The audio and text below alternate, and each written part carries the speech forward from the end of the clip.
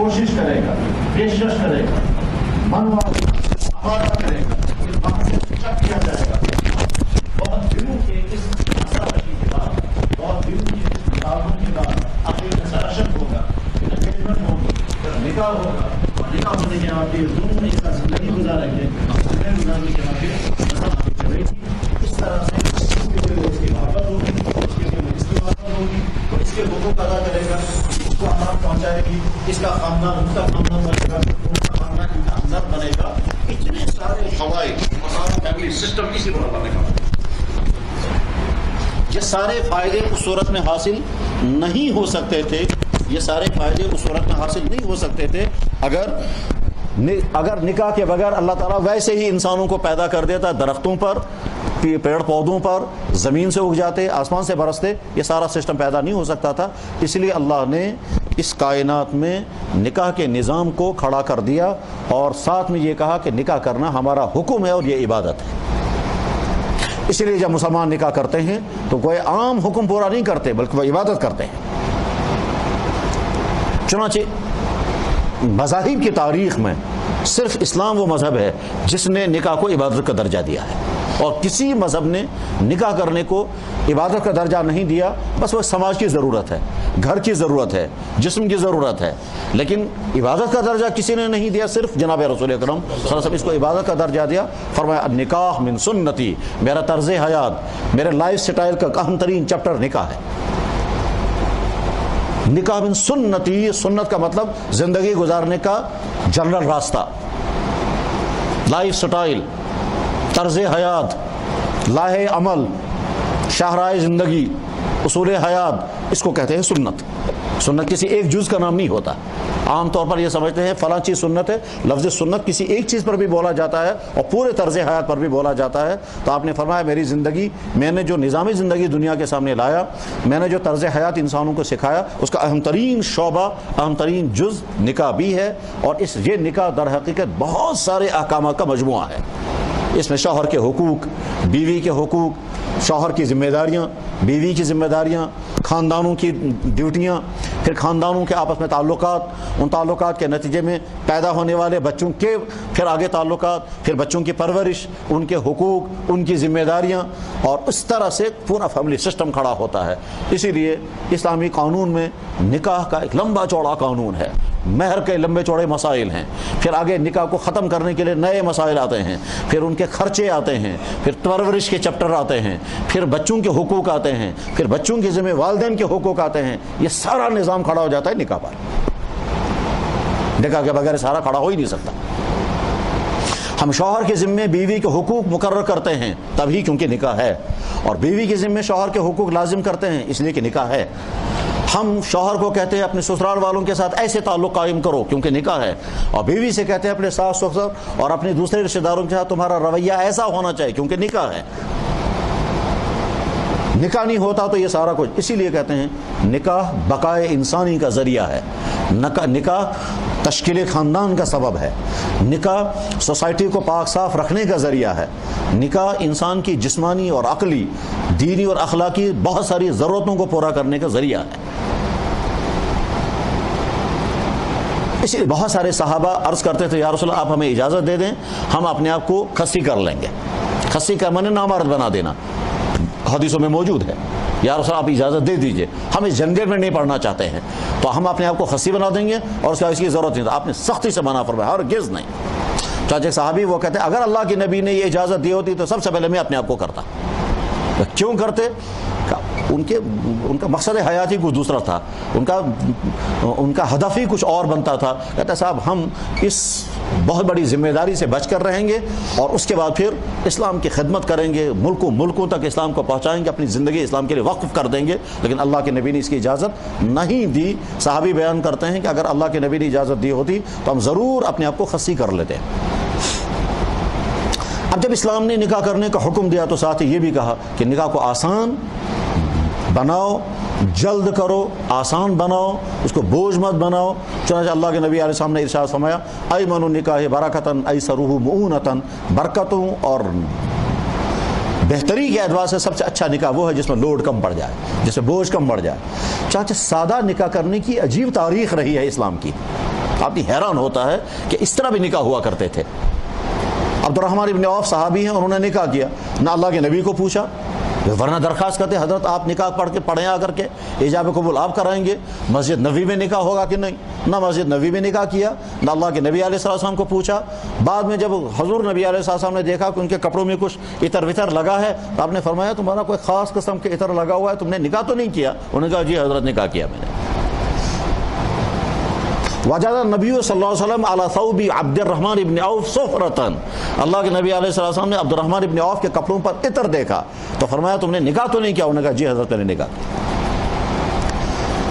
صحابہ کے بعد جو طبقہ آتا ہے ان کو کہتے ہیں تابعین۔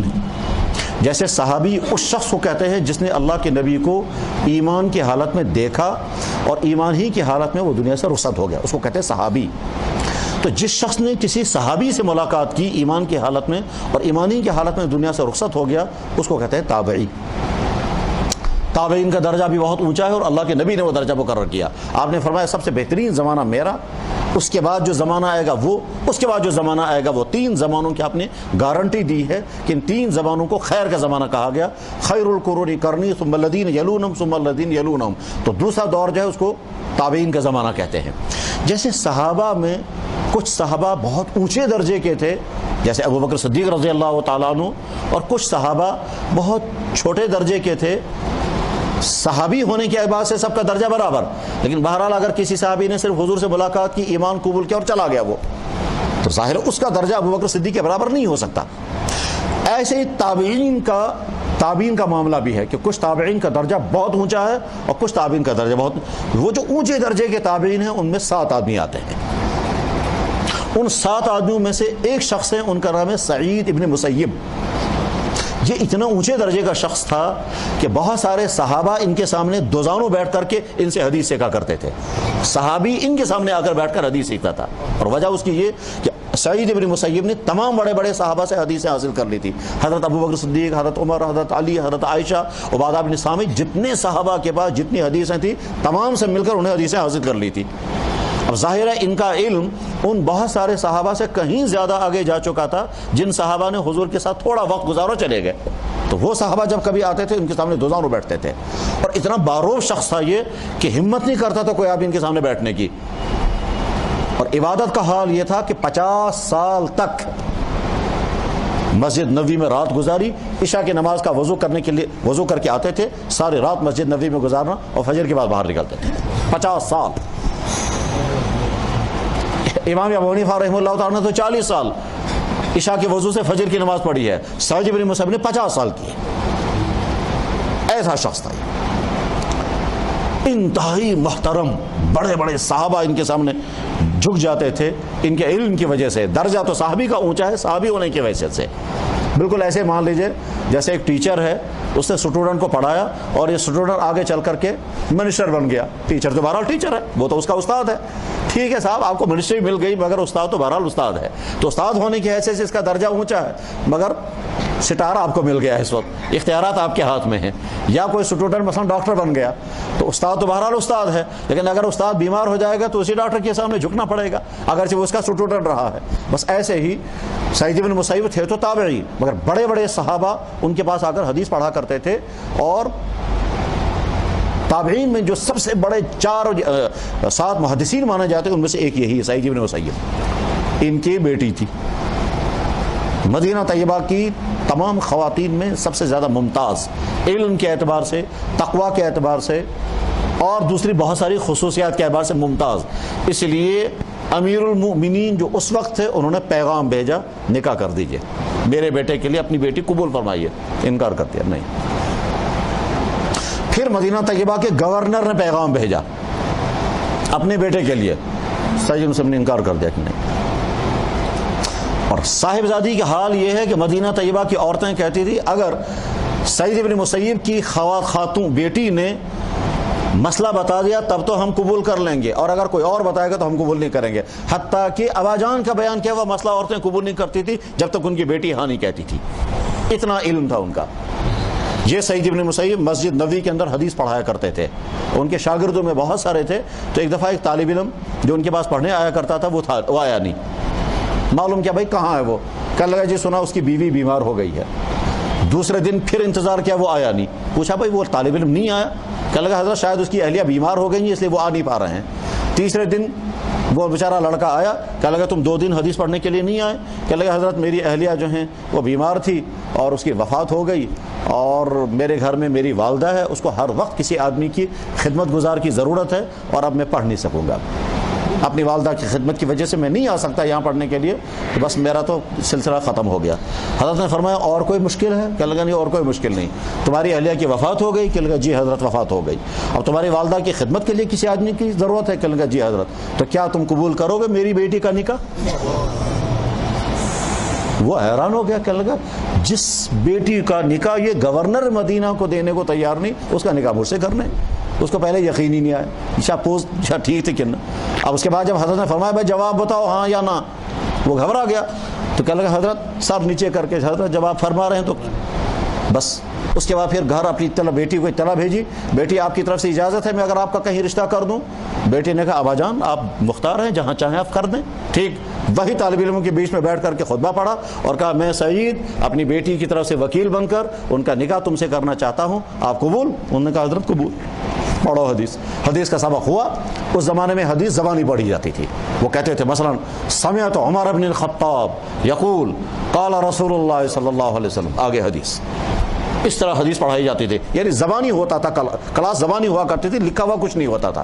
جیسے مثلا یوں کہتے تھے، تابعی ہے وہ یوں کہیں گے انا علقمہ ابن وقاص سمعت عمر بن الخطاب یقول علی المنبر قال سمعت رسول اللہ صلی اللہ علیہ وسلم یقول انما الاعمال بالنیات، یعنی علقمہ ابن وقاص کہتے ہیں میں نے عمر ابن خطاب سے منبر پر بیان کرتے ہوئے سنا، عمر ابن خطاب نے کہا میں نے اللہ کے نبی کو منبر پر بیان کرتے ہوئے سنا انما الاعمال بالنیات وانما لامرئ ما نوى فمن، اس طرح سے حدیثیں بیان کی جاتی تھی۔ یعنی یہ شخص کہتا تھا میں نے فلانی صحابی سے سنا، انہوں نے حضور سے سنا، پھر آگے حدیث یہ سناتا تھا، طالب علم سنتے تھے، یہی آگے چل کر کے وہ ریکارڈ ہو جاتا تھا ذہنوں میں، کچھ لوگ لکھ لیتے تھے، آگے حدیث پہ چلتی تھی۔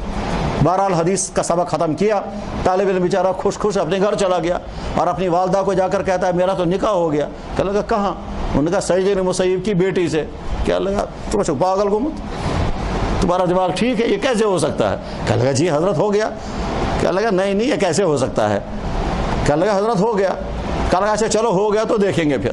ٹھیک شام کا وقت تھا، مغرب کے بعد کا وقت، اندھیرا ہو چکا۔ سعید بن مسیب کی حالت یہ تھی کہ کہتے ہیں 20-30 سال ہو گئے تھے وہ کسی کے گھر نہیں گئے تھے۔ لوگ چاہتے تھے ہمارے گھر کبھی آئیں لیکن نہیں جاتے تھے وہ کسی گھر میں۔ بہت ہی باوقار شخصیت تھی، ہمت بھی نہیں کر پاتے تھے ان کو کچھ کہنے کی کہ ہمارے یہاں تشریف لائے۔ تو بہرحال مغرب کے بعد باہر سے آواز ہو گئی۔ انہوں نے کہا بھائی پتہ نہیں کون آیا اس وقت دیر سے۔ بہرحال دروازے اندھیرا تھا، گھر میں چراغ بھی نہیں تھا۔ دروازہ کھولتے ہوئے انہوں نے کہا کون ہیں؟ تو دروازے سے باہر سے آواز آئی میں سعید ہوں۔ تو انہوں نے کہا یہ کون سعید ہو سکتا ہے؟ سعید ابن مسیب تو کم سے کم ہو ہی نہیں سکتے، وہ کہاں آئیں گے ہمارے گھر؟ لیکن کوئی اور سعید تو ہماری معلومات میں نہیں ہے، یہ کون ہو سکتا ہے؟ کہتے کہتے دروازہ کھولا تو سعید ابن مسیب۔ انہوں نے کہا بھائی آج تمہارا نکاح ہوا ہے، یہ مناسب نہیں ہے کہ تمہاری بیوی تمہارے گھر سے دور رہے، میں تمہاری اہلیہ کو لے کر کے آیا ہوں۔ اور کہا یہ اپنی اہلیہ سنبھالو، السلام علیکم، جگہ نکل کر واپس۔ آج کے زمانے میں تصور بھی نہیں کر سکتے کہ ایسا بھی ہو سکتا ہے کیا؟ یہ صرف اس دور ہی کا نہیں، بعد کے دور میں بھی اس طرح کے واقعات پائے گئے۔ ہمارے بزرگوں میں سے حضرت مولانا محمد زکریا صاحب نور اللہ مرکزہ گزرے ہیں، جنہوں نے 30-40 سال تک بخاری شریف پڑھائی ہے اور اپنے زمانے کے عظیم ترین محدثین تھے۔ میں نے خود مدینہ طیبہ میں ایک مالکی عالم سے سنا، وہ مالکی عالم الجزائر کے تھے اور بہت بڑے عالم تھے، ان کے ہاتھ میں کتاب دیکھی تو میں نے کہا اللہ اکبر، کتاب آپ کی بات ہوئی ان سے، ان کے ہاتھ میں کتاب تھی، کتاب کا نام ہے اوجز المسالک، موطا امام مالک کی شرح ہے اوجز المسالک۔ موطا امام مالک رحمہ اللہ تعالیٰ کی خود کی لکھی ہوئی حدیث کی کتاب ہے، اس کی شرح لکھی ہے حضرت مولانا زکریا صاحب نور اللہ مرکزہ نے۔ امام مالک کے زمانے سے لے کر آج تک اس کی اس سے زیادہ بہتر شرح کسی نے نہیں لکھی، مالکی علماء نے بھی نہیں۔ تو وہ مالکی عالم مجھ سے کہتے تھے، مجھ سے انہوں نے خود کہا کہ یہ شخص جس نے یہ شرح لکھی ہے اگر یہ اپنی زبان سے نہ لکھتا میں حنفی ہوں تو ہم کبھی نہیں مانتے یہ حنفی ہے، یہ پکا مالکی ہے، اس لیے کہ ایسی شرح تو ہم نے بھی نہیں لکھی۔ اوجز المسالک حضرت مولانا زکریا صاحب رحمہ اللہ. یہ مولانا زکریا صاحب رحمہ اللہ تعالیٰ تھے، ان کے گھر میں بیٹیاں تھیں. مولانا محمد الیاس صاحب نور اللہ مرکز جنہوں نے تبلیغ کا کام یہ شروع کیا، وہ دلی میں تھے، وہ ان کے چاچا تھے. انہوں نے وہاں سے ان کو اطلاع بھیجی کہ وہ میرا بیٹا ہے نا یوسف، وہ وہیں آپ کے ہاں پڑھتا ہے، اور دوسرا بچہ ہے انعام، وہ بھی وہیں آپ کے ہاں پڑھتا ہے، تو اگر آپ مان لیں تو آپ کی دونوں بیٹیوں کے ساتھ ان کا رشتہ کر دیں. حضرت شیخ مولانا زکریا صاحب نے کہا میری بیٹیاں نہیں حضرت، وہ آپ کی ہیں، جن کو چاہیں ان کو دے دیجئے. ختم. وہ میری بیٹیاں نہیں، وہ آپ کی ہیں، جن کو چاہیں ان کو دے دیجئے. ختم. کچھ دنوں بعد وہاں سے انہوں نے اطلاع بھیجی بھائی وہاں سہارنپور میں تبلیغ کا اجتماع ہے، مجھے وہاں آنا ہے، اگر آپ مان لیں تو ان کا نکاح پڑھ دیں. نے کہا حضرت بیٹیاں آپ کی ہیں، جب چاہیں جس طرح چاہے نکاح پڑھ دیجئے. یوسف اور انعام صاحب کو پتہ ہی نہیں کہ ہمارا رشتہ ہو چکا ہے. ٹھیک. بارہ مولانا الیاس صاحب آ گئے، سہارنپور کی جامع مسجد میں تبلیغ کا اجتماع تھا. ان لڑکوں کی اطلاع بھیجی تم کو مسجد میں بلا رہے ہیں. ان کو پتہ ہی نہیں مسجد میں ہم کو کیوں بلا رہے ہیں. پہنچے یہ مسجد میں تو وہاں کونے میں لے جا کر کہا بیٹا آپ کا نکاح اس وقت ہے. جی کہاں؟ کہا مولانا زکریا صاحب کی صاحبزادیوں کے ساتھ ہے. بہرحال تو نکاح مسجد میں ہو گیا. اب بیچارے وہ طالب علم تھے، وہ گئے مدرسے میں پڑھنے کے لیے. مولانا الیاس صاحب واپس چلے گئے. کچھ دنوں بعد مولانا الیاس صاحب رحمہ اللہ تعالیٰ نے فرمایا یہ مجھے سہارنپور کسی کام کے لیے آنا ہے، اگر آپ مان لیں تو ان بچوں کی رخصتی کر دیں. کہنے لگا حضرت ٹھیک ہے جس طرح آپ فرمائیں گے. مولانا زکریا صاحب رحمہ اللہ تعالیٰ نے اپنے گھر والوں سے کہا آج شام کو 3 آدمیوں کا کھانا اور بنانا. آج شام کو 3 آدمیوں کا کھانا اور بنانا. ٹھیک. شام کو مولانا الیاس صاحب، ان کے صاحبزادے مولانا یوسف صاحب اور ایک دوسرے مولانا انعام الحسن صاحب، تینوں حضرات ان کے گھر میں آئے. شام کو کھانا کھایا. اس کے بعد پھر مولانا زکریا صاحب نے ایک چارپائی وہاں چھت کے اوپر ایک کونے میں، دوسری چارپائی ایک کمرے میں ڈالی اور مولانا یوسف صاحب سے کہا تم وہاں جا کے سونا، اور ان کی اہلیہ کو وہاں بھیج دیا، اور ان کو کہا وہاں سونا، ان کی اہلیہ کو وہاں بھیج دیا. اگلے دن صبح کو دونوں طالب علم مدرسے میں چلے گئے، بیویاں مولانا زکریا صاحب کے گھر میں ہیں. اور جب سال ختم ہو گیا تو مولانا یوسف صاحب، مولانا انعام صاحب جب واپس جا رہے تھے دہلی تو مولانا زکریا صاحب نے کہا اپنی بیویوں کو بھی ساتھ لیتے جاؤ. یہی تھا، یہی منگنی تھی، یہی نکاح تھا. ختم. دلی میں ایک سید خاندان اور بہت اعلیٰ درجے کے خصوصیات والے، سادات تو سادات ہیں لیکن ساتھ میں خصوصیات بھی بہت ہے. بہت دیندار، بہت مالدار. ان کے گیٹ پر ایک بہادر، یہاں جو کشمیر میں بہادر ہوا کرتا ہے وہ بہادر گیٹ پہ تھا، لیکن تھا وہ وہیں آس پاس کہیں کا، غیر مسلم. بہرحال وہ ان کا اسلام، ان کی محبتیں، ان کا طرز حیات دیکھ کر کے چاہتا تھا میں بھی مسلمان بنتا، مگر یہ کہاں مجھے مسلمان بننے دیں گے، میں اس قابل نہیں ان کے. بہرحال ایک دن اسے اظہار کیا کہ جی اگر آپ چاہو تو میں بھی مسلمان بننا چاہتا ہوں، مجھے کیا کرنا پڑے گا؟ انہوں نے کہا کچھ نہیں. بہرحال اس کو سمجھاتے رہے، بات ہوتی رہی، یہاں تک کہ اخیر میں اس لڑکے نے اسلام قبول کر لیا. اور اسلام قبول کرنے کے بعد پھر انہوں نے، سید صاحب نے اس بچے کو جامعہ ملیہ میں داخل کرایا. پہلے اس نے 8ویں تک پڑھا ہوا تھا، اس کے بعد پھر اس کو سکولنگ کرائی. جب اس نے میٹرک کر لیا پھر اس کے بعد پھر جامعہ ملیہ میں اس کا ایڈمیشن کرایا سکول میں. جامعہ ملیہ سے پھر اس نے گریجویشن کر لیا، پھر پوسٹ گریجویشن کر لیا اور اپنی بیٹی کے ساتھ اس کا نکاح کر دیا، سید زادی کے ساتھ، جو حافظ اور روزانہ 7 پارے قرآن کی تلاوت کرنے والی، ایک منزل روزانہ تلاوت کرتی. ٹھیک. اس کا نکاح اس کے ساتھ کر دیا. اس شخص نے اپنے حالات لکھے. وہ یہ کہتا ہے کہ میں کبھی رات کو اٹھ کر کے اپنی بیوی کے نیچے پاؤں میں بوسہ لے کر کے کہتا ہوں یا اللہ یہ آپ کے نبی کی بیٹی ہے اور نبی کے خاندان کے، میں اس قابل کہاں تھا یہاں، اور تو کچھ کر نہیں سکتا میں، بس اس کے پاؤں کے نیچے بوسہ دیتا ہوں یا اللہ کہ آپ کے نبی کے خاندان کی صاحبزادی ہے، اور کیا میں کر سکتا ہوں اس کے علاوہ. سادہ نکاحوں کی عجیب تاریخ. ہمارے ہاں جو نکاحوں کا یہ مہنگا سسٹم ہے اس کی وجہ سے بے شمار نقصانات ہیں.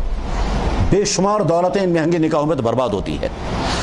طرح طرح کے ٹینشنوں میں لوگ مبتلا رہتے ہیں. سالہ سال کی کمائی ایک دن میں اڑ جاتی ہے. بوجھ اتنے زیادہ پڑ جاتے ہیں اور اس کی وجہ سے رشتے لٹکے رہتے ہیں اور بہت دنوں تک لٹکے رہتے ہیں اور انتظار کرنا پڑتا ہے. اس کی وجہ سے طرح طرح کی خرابیاں ہوتی ہیں. کاش یہ سسٹم بدل جائے اور یہاں جلد نکاح ہونے لگیں. اس کے نتیجے میں یہاں کی بہت ساری بیٹیاں اور ظاہر ہے بہت سارے بچے ان بے شمار خرابیوں سے بچ جائیں گے جن خرابیوں کا شکار ہو کر کے وہ اپنی جوانیوں کو داغدار بنا دیتے ہیں، وہ اپنی جوانی کو بچا نہیں پاتے. اللہ کے نبی نے تو بہت ترغیب دی تھی جلد نکاح کرو اور آسان سے آسان نکاح کرو. اسے سستے سے سستا نکاح رکھا اور فرمایا بھی جب نکاح آسان ہوگا تو بدکاریاں مشکل ہوں گی اور جب نکاح مشکل ہوگا بدکاریاں آسان ہو جائیں گی. اور یہ جو اللہ کے نبی نے ارشاد فرمایا ہمارا سارا معاشرہ اس کی گواہی دے رہا ہے کہ چونکہ نکاح مشکل دیر طلب. ابھی مجھے کل ایک صاحب بتا رہے تھے, کہنے لگا جی بچے کا نکاح کس بات سوچ رہے ہیں. میں نے کہا عمر کیا ہے؟ کہنے لگا 28 سال. مجھے سوچے نہیں تو ابھی سوچ ہی رہے ہیں. تو میں نے ابھی کیا وہاں سے تک ابھی کوئی عمر ہی نہیں ہے. تو 28 سال کی عمر کے باوجود وہ ابھی عمر کو ماننے کو تیار نہیں, حالانکہ نکاح کی عمر سٹارٹ ہو جاتی ہے 15 سال سے لے.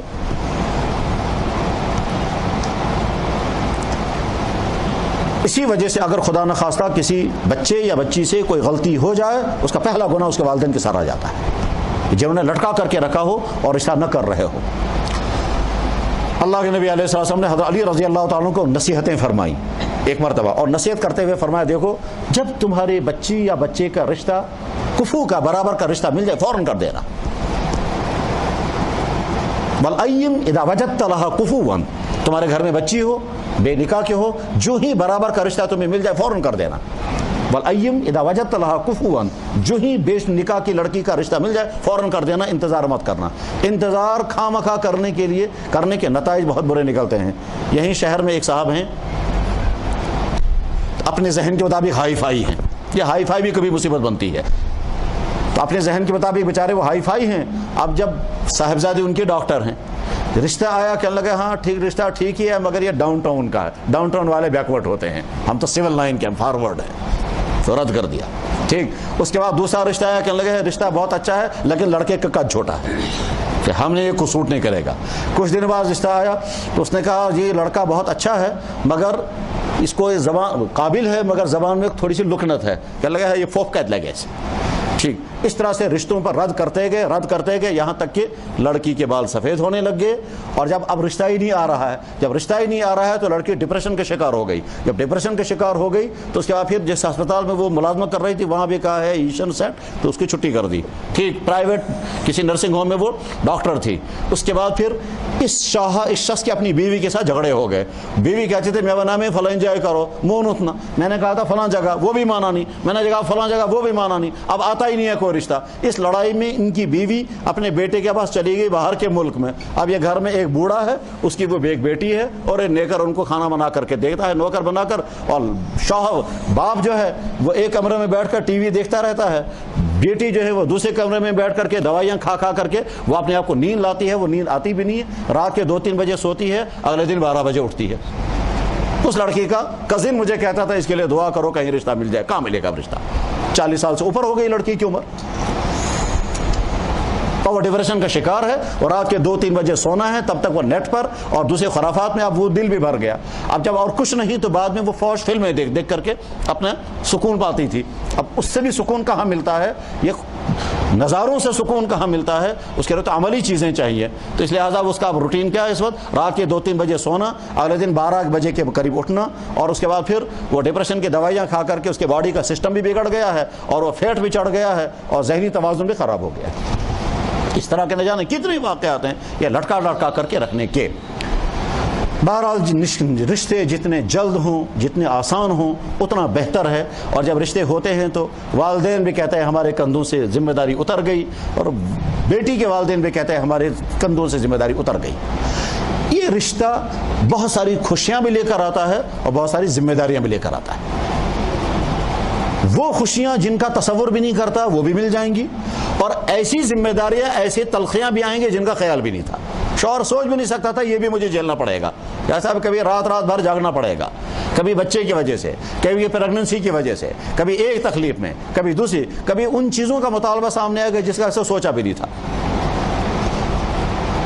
ایک دفعہ مدینہ منورہ میں ایک صاحب مجھے ملے, میں نے کہا کہاں جا رہے ہیں؟ کہنے لگا بیوی کے مطالبے پورے کرنے. میں نے کہا کیا مطالبے ہیں؟ کہنے لگا جناب اس نے لسٹ بنائی ہے, ہم حج کرنے آئے تھے, اس نے بڑی لمبی لسٹ بنائی ہے, مجھے بہن کے لیے یہ لینا ہے, بھانجی کے لیے یہ لینا ہے, اب نہیں مانوں گا تو لڑائی ہو جائے گی, اب میں نہیں چاہتا مدینہ شریف میں لڑائی ہو جائے, لہٰذا لسٹ لے کر پھر رہا ہوں بازاروں میں. تو ظاہر ہے وہ مطالبے بھی پورے کرنے پڑتے ہیں جو مطالبہ سوچ بھی نہیں سکتے تھے. اور ہم نے مکہ مکرمہ میں میاں بیوی کو لڑتے ہوئے بھی دیکھا ہے. اللہ حج میں شیطان تگڑم کھیلتا ہے تاکہ حاجی کا حج خراب ہو جائے. چنانچہ ایک واقعہ لکھا ہوا ہے کہ میاں بیوی دونوں جدہ پہنچے, وہاں کسی بات پر انبن ہو گئی تو شوہر روٹ کر چلا گیا. بیوی بس میں پہنچ گئی, وہ پہنچ گئی مکہ مکرمہ ہوٹل میں پہنچ گئی مکہ مکرمہ, تو پریشان تھی. جس ہوٹل میں وہ پہنچی اسی ہوٹل کے دوسرے کمرے میں 2 میاں بیوی اور ہیں. وہ عورت اپنے شوہر سے کہتی ہے یہ کون سی عورت ہے، یہ بغیر محرم کے نکاح کرنے، یہ حج کرنے کے لیے آئی ہے۔ شوہر نے کہا تم کو کیا ڈیوٹی ہے، آئی ہوگی کوئی تو ہمیں کیا کرنا ہے؟ کہنے لگا نہیں معلوم کرو ذرا۔ انہوں نے کہا ہمیں معلوم نہیں کرنا چاہیے، تم چپ رہو۔ بہرحال وہ روز اسے دیکھتی تھی، وہ اکیلی عورت ہے۔ کچھ دنوں کے بعد ایک مرد آیا، اس کے کمرے میں پہنچا۔ یہ بیوی فوراً شوہر سے کہتی ہے یہ کون آیا اس کے کمرے میں؟ اس نے کہا بھائی آپ کو کیا ڈیوٹی ہے، کون ہے؟ ہم اپنا حج کر رہے ہیں۔ نہیں مکہ مکرمہ میں یہ اجنبی آدمی اس کے کمرے میں کیسے آ گیا؟ کچھ دنوں کے بعد وہ آدمی آ کر مستقل اس کے کمرے میں رہ گیا۔ ٹھیک، کہنے لگے تو طوفان ہو گیا صاحب، اجنبی انسان جو ہے وہ اس کے کمرے میں آ کر رہ رہا ہے، تم بھی بے غیرت ہو گئے، ذرا معلوم کرو یا خدا کا غضب نازل ہو جائے گا۔ شوہر کہتا ہے آپ کو کس نے ڈیوٹی رکھی ہے یہ؟ تم ہر وقت کہنے لگا نہیں مجھے ٹینشن ہے، مجھے طواف میں بھی یہ ٹینشن رہتا ہے، یہ ہمارے پڑوس میں کون؟ ٹھیک، ایک دن وہ خاتون اور یہ خاتون ایک ساتھ حرم جا رہے تھے، تو اس خاتون نے کہا واقعی یہاں دعا قبول ہوتی ہے۔ اس نے کہا کیا؟ کہنے لگا میرے شوہر کے ساتھ لڑائی ہو گئی تھی وہاں جدہ میں نے وہاں حرم میں جا کر دعا کی یا اللہ خاندار کو اس میں وہ رہی ہوں۔ کہتا وہ ادھر ہی سے آ گیا تو میرا، اس نے کہا یہ تیرا شوہر ہے؟ کہنے لگا اور کیا؟ کہا میں نے خامخواہ اپنا حج خراب کر دیا تمہارے ٹینشن کی وجہ سے۔ نکاح بڑی خوشیاں بھی لاتا ہے لیکن اس کے ساتھ ساتھ ذمہ، اس لیے اللہ کے نبی علیہ الصلوۃ والسلام شوہروں کو احکام بیان کرتے تھے، اپنی بیویوں کے ساتھ کیسا سلوک کرو گے، زبان کا رویہ صحیح رکھنا، طرز عمل صحیح رکھنا، بلا ضرورت کی خدمتیں مت لینا، ان کو زحمت مت پہنچانا۔ بلکہ حضرت عائشہ رضی اللہ عنہ بیان کرتی تھی کہ اللہ کے نبی علیہ الصلوۃ والسلام تہجد کی نماز کے لیے اٹھتے تھے، اتنے آہستہ سے اٹھتے تھے تاکہ میری نیند خراب نہ ہو۔ کمرہ چھوٹا تھا، اتنا چھوٹا کمرہ کہ جس میں نماز، اگر کوئی آدمی سویا ہوا ہو تو نماز پڑھنے کی جگہ نہیں ہوتی تھی۔ بخاری میں حدیث ہے کہ حضرت نبی علیہ السلام جب نماز پڑھنے کے لیے کھڑے ہوتے تھے سامنے حضرت عائشہ سوئی ہوئی ہوتی تھی۔ آپ نہیں فرماتے تھے ٹانگیں پیچھے کرو، اس سائڈ پر لیٹ جاؤ، کیونکہ کمرے کا رخ ہی اسی انداز کا تھا کہ حضرت عائشہ سامنے لیٹی تھی اور اللہ کے نبی نماز پڑھتے تھے۔ حضرت عائشہ بیان فرماتی ہیں کہ جب حضور کو سجدہ کرنا ہوتا تھا تو مجھے کبھی یوں کرتے تھے تو میں ٹانگیں سمیٹ لیتی تھی، اس کے بعد حضور سجدہ کرتے تھے، دونوں سجدوں کے بعد جب واپس چلے جاتے تھے میں ٹانگیں پھر پھیلاتی تھی، پھیلاتی تھی۔ میں سوچتی تھی اب یہ بہت دیر کے بعد دوسرا سجدہ کریں گے تو تب نندر پہرا بھی کٹ ٹھیک، تب اس کے بعد جب پھر دوبارہ سجدے کے لیے اترتے تھے، اگر میں جاگی ہوئی ہوتی تھی میں خود ہی پاؤں سمیٹ لیتی تھی، اور اگر جاگی ہوئی نہیں ہوتی تو حضور یوں کرتے تھے تو میں اپنے پاؤں سمیٹ لیتی تھی، اس کے بعد پھر حضور سجدہ کرتے تھے۔ اس طرح سے اللہ کے نبی علیہ السلام نماز مکمل کرتے تھے۔ حضرت عائشہ چونکہ بہت زیادہ ذہین ہے، بہت ذہین، کوئی ٹھکانہ نہیں ان کی ذہانت کا۔ ایک بہت بڑے مصنف گزرے ہیں سید سلیمان ندوی رحمہ اللہ تعالی، یہ بہت بڑے مصنف تھے اور بہت بڑے سکالر تھے۔ ڈاکٹر اقبال نے ان کے بارے میں ایک جملہ بولا تھا، علوم اسلامیہ کے جوئے شیر کا فرہاد سید سلیمان ندوی کے علاوہ کون ہو سکتا ہے؟ یہ جملہ جلدی سمجھ میں نہیں آئے گا، اس کی بڑی لمبی ڈیٹیل سمجھانی پڑے گی تب پتہ چلے گا اقبال نے کیا کہا۔ علوم اسلامیہ کے جوئے شیر کا فرہاد سید سلیمان ندوی کے برابر کوئی نہیں ہو سکتا۔ اب وہ جوئے شیر اور فرہاد اور شیرین کی کہانی پہلے سمجھنی ہے، اس کے بعد پتہ چلے گا وہ کیا کہہ رہے ہیں۔ 12 سید سلیمان ندوی نے سیرت عائشہ نام کی کتاب لکھی ہے، اس کے آخری صفحے پر انہوں نے کہا میں چیلنج کرتا ہوں انسانی تاریخ میں عائشہ سے زیادہ عجیب عورت پیدا ہی نہیں ہوئی ہے، انسانی تاریخ میں عائشہ سے زیادہ کمالات والی خاتون کوئی پیدا نہیں ہوئی ہے۔ سیرت عائشہ کے آخری صفحے پر یہ جملہ انہوں نے آخری باب لکھا ہے کہ سیرت عائشہ آپ نے ساری پڑھ لی، اب اخیر میں یہ دعویٰ کرتا ہوں کہ حضرت عائشہ رضی اللہ عنہ سے زیادہ عجیب کمالات و خصوصیات والی کوئی خاتون پیدا ہی نہیں ہوئی ہے پوری انسانی تاریخ میں۔ اور اس دعوے کو اگر آپ سمجھنا چاہیں تو سیرت عائشہ پڑھیے، یعنی اپنی وہ کتاب پڑھیے، چونکہ حضرت عائشہ بہت ذہین ہے۔ حضرت عائشہ نے جب یہ حدیث بیان فرمائی تو انہیں سوچا، جو لوگ یہ حدیث پڑھیں گے وہ فوراً سوچیں گے کہ حضرت عائشہ رضی اللہ عنہ کیوں انتظار کرتی تھی حضور کے ہاتھ لگانے کا، وہ کیوں نہیں پہلے پاؤں سمیٹ لیتی۔ یہ حضرت عائشہ نے سوچا، پڑھنے والے فوراً یہ سوچیں گے حضرت عائشہ کو خود چاہیے تھا اپنے پاؤں سمیٹ لیتے، تو حضرت عائشہ نے فوراً جواب میں آگے کہا اس زمانے میں ہمارے گھروں کے اندر چراغ نہیں ہوا کرتے تھے، چراغ ہوتے تو روشنی میں مجھے پتہ چل جاتا حضور نے رکوع کر لیا، سجدے میں اترنے والے ہیں، تو میں پہلے پاؤں سمیٹ لیتی، جب چراغ نہیں تھا تو میں کیسے پاؤں سمیٹ لیتی۔ یہ وضاحت دی ہے اس پیدا ہونے والے سوال، اور بخاری میں حدیث ہے۔ بہرحال اللہ کے نبی علیہ السلام کا رویہ ایسا ہوا کرتا تھا اپنی ازواج مطہرات کے ساتھ۔ ایک دفعہ ایک زوجہ محترمہ نے حضور کی خدمت میں کوئی حلوہ بھیجا پیالے میں، وہ تھے دوسرے کے گھر میں، تو دوسرے کے گھر میں تھے، تو اس خاتون نے اٹھ کر کے کہا میرے گھر میں اس نے کیوں بھیجا ہے؟ وہ اپنے گھر جب ان کے ہاں حضور جائیں گے وہاں کھلائے، یا میرے گھر میں، اور اٹھ کر کے دھکا مارا اور پیالہ نیچے گر گیا اور وہ ٹوٹ گیا۔ تو اللہ کے نبی علیہ السلام نے وہ پیالہ اٹھایا اور کوئی ناگواری کا اظہار نہیں فرمایا تو نے ایسا کیوں کیا؟ جیسے مردوں کو حکم دیا اپنی بیویوں کے ساتھ اچھے سے اچھا سلوک کرو، ایسی عورتوں کو حکم دیا اپنی شوہروں کے ساتھ اچھے سے اچھا سلوک کرو۔ ہم نے بہت راحتوں والے، آسانیوں والے گھروں میں میاں بیوی کے جھگڑوں کی وجہ سے سارے گھر کو برباد ہوتے بھی دیکھا، اور بہت ہی پسماندگی میں رہنے والے لوگوں کو بہت خوشیاں مناتے ہوئے بھی دیکھا۔ جب شوہر بیوی کو خوش، بیوی شوہر کے ساتھ خوش، چاہے بعد میں وضو پر کیوں نہ بیٹھیں، خوش۔ اور اگر شوہر بیوی کو ستا رہا ہے، بیوی شوہر کو ستا رہی ہے، وہ اس کے حقوق ادا نہیں کرتا، وہ اس کے حقوق ادا نہیں کرتا، جناب والا کمرے میں اے سی بھی لگے ہوئے ہیں، ڈنلپ بھی لگے ہوئے ہیں، 50-50 ہزار کے بیڈ بھی لگے ہوئے ہیں، اور تکیے بھی شاندار لگے ہوئے ہیں، لیکن کوئی سکون نہیں ہے۔ وہ ادھر روٹھا بیٹھا ہوتا ہے، یہ ادھر روٹی بیٹھی ہوتی ہے۔ انسانی رویہ صحیح ہو، رویہ صحیح ہو تو انسان جانور کو بھی اپنا ہمدرد بنا سکتا ہے اپنے رویے سے۔ ایک حدیث یاد رکھنی چاہیے، فرمایا جناب رسول اکرم صلی اللہ علیہ وسلم نے ابغض الرجال الی اللہ الالد الخصم، رواه البخاری۔ اللہ کی نظر میں سب سے زیادہ قابل نفرت انسان وہ ہے جو ایسا رویہ اختیار کرے ہر آدمی سے دور رہے، اس کا زبان خراب ہے، اس کا رویہ ٹھیک نہیں ہے، ہر انسان اسے، اس کی بیوی اس سے ناراض، اس کے بھائی اس سے ناراض، اس کے بچے اس سے دور، اس کے پڑوسی اس سے پریشان، اس کے کلیگ اس سے تنگ، اس کے افسر اس سے تنگ، اس کے ماتحت سب کان پکڑتے ہیں اس سے۔ ایسا رویہ والا، کڑوے رویہ والا جسے ہر ایک انسان دور بھاگنے لگے، اس کو کہتے ہیں الد الخصم۔ بخاری میں حدیث ہے ابغض الرجال الی اللہ الد الخصم۔ اللہ کی نظر میں قابل نفرت انسان وہ ہے، اللہ کو بغض ہے ایسے انسانوں سے، مبغوض انسان وہ ہے کہ جو ایسا رویہ اختیار کرے کہ ہر ایک سے دور بھاگے۔ اور جب انسان اپنا رویہ ٹھیک کرتا ہے تو جانوروں کو بھی ہمدرد بنا دیتا ہے۔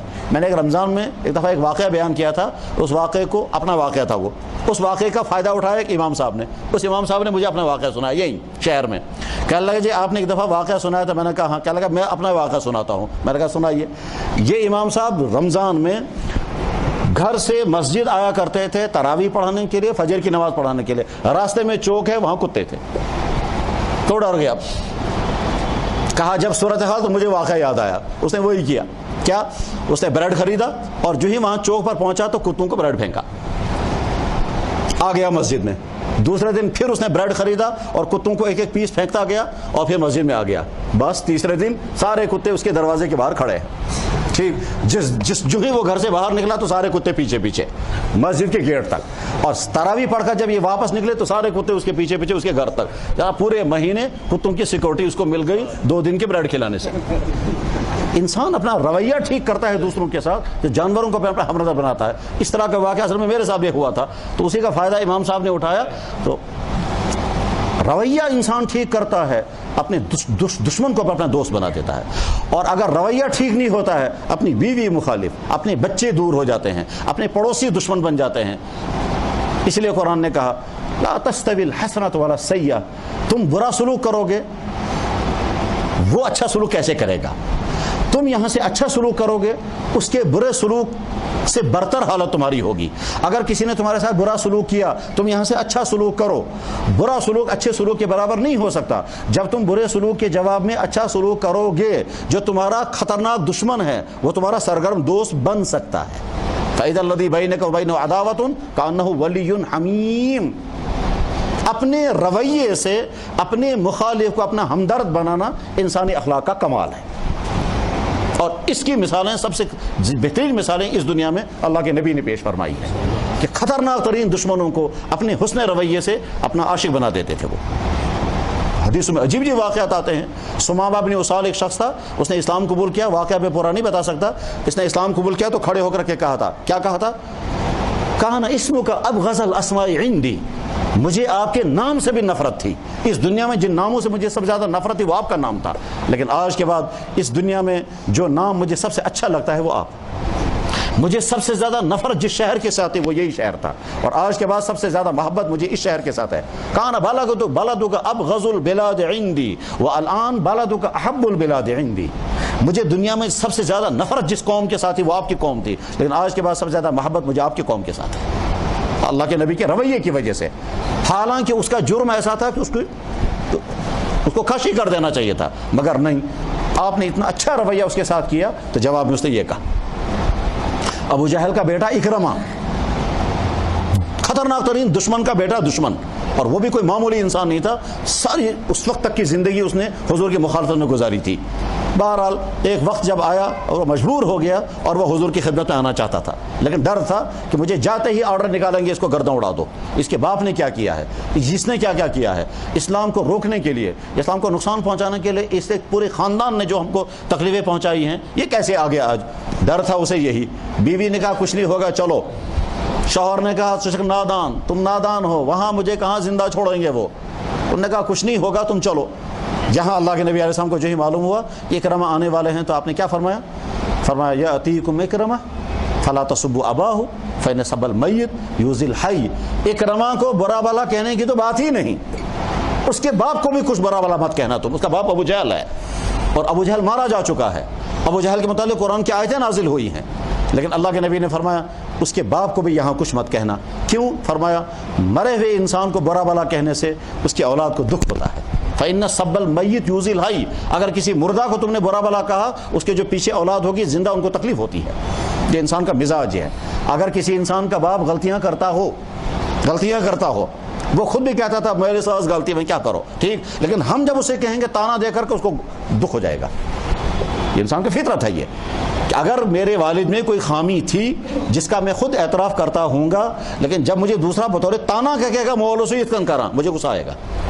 انسان کی فطرت ہے یہ۔ تو اللہ کے نبی نے فرمایا ابو جہل کو بھی کچھ مت کہنا، اکرمہ کو دکھ ہوگا۔ مردہ انسان کو برا بھلا کہنے سے زندہ انسان کو تکلیف ہوتی ہے۔ بہرحال آ گیا اکرمہ، اللہ کے نبی نے کھڑے ہو کر استقبال کیا۔